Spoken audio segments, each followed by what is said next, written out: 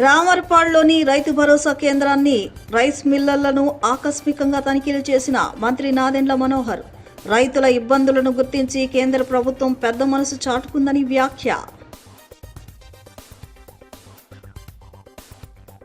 కూటమి పాలనలో రాష్ట్ర ప్రజలకు ప్రశాంతత, భరోసా అందుతోందన్న మంత్రి గుమ్మిడి సంధ్యారాణి.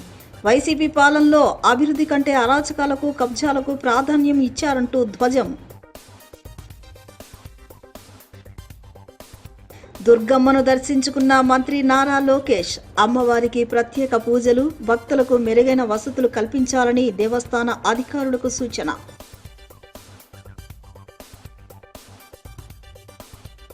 గొల్లపూడిలోని రైస్ కేంద్రంలో నిర్వహిస్తున్న ప్రత్యేక శిక్షణ కార్యక్రమాలను సద్వినియోగం చేసుకోవాలి.